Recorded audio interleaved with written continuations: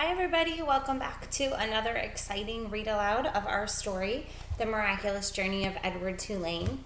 So last week we met Bull and we met Lucy, and we had traveled with Edward as they kind of traveled across the country as hobos, and we ended the chapter on Friday, or last week when you read the last day, with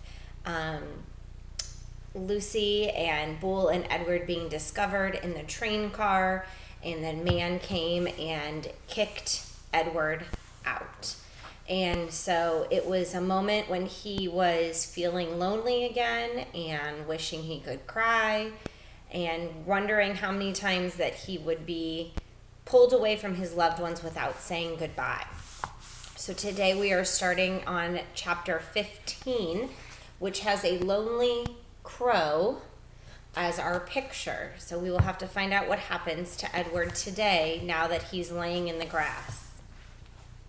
In the morning, the sun rose and the cricket song gave way to bird song, and an old woman came walking down the dirt road and tripped over Edward. She said.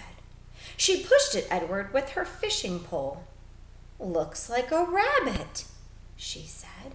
She put down her basket and bent and stared at Edward.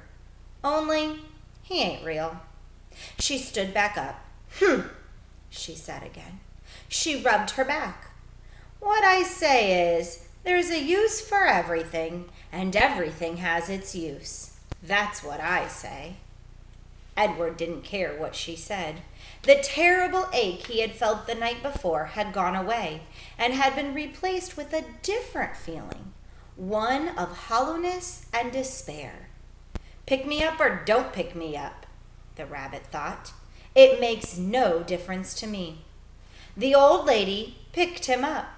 She bent him double and put him in her basket, which smelled of weeds and fish, and then she kept walking, swinging the basket and singing, "Nobody knows the trouble I've seen." Edward, in spite of himself, listened. I've seen troubles too, he thought.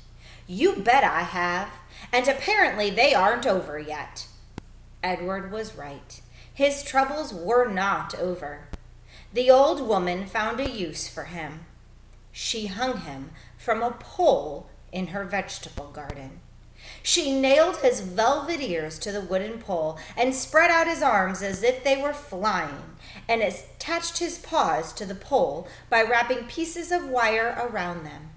In addition to Edward, pie tins hung from the pole. They clinked and clanked and shone in the morning sun.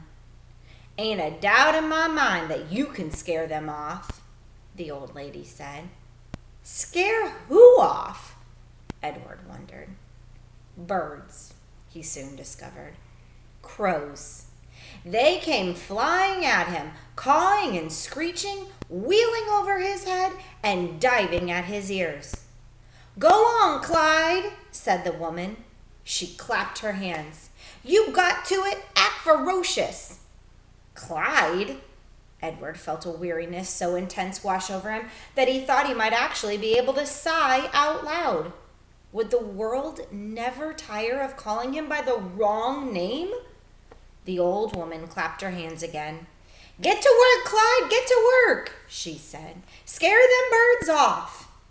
And then she walked away from him, out of the garden and toward her small house. The birds were insistent. They flew around his head. They tugged at the loose threads in his sweater.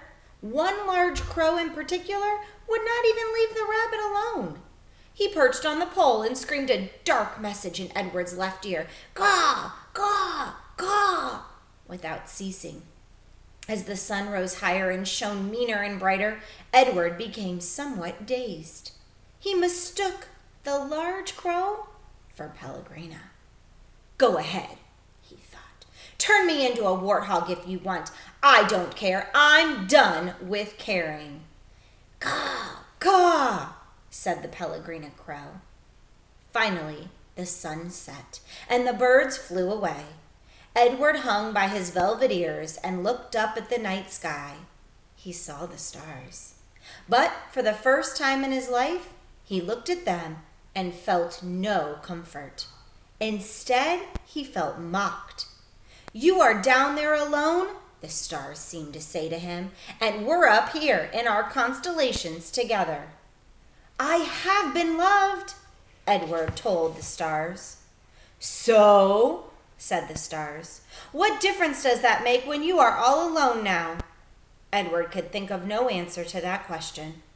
Eventually the sky lightened and the stars disappeared one by one.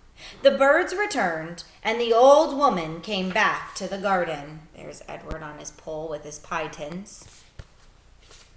She brought with her a boy. And that is the end of our chapter today. Tomorrow we'll have to discover what the boy has to do with Edward Tulane.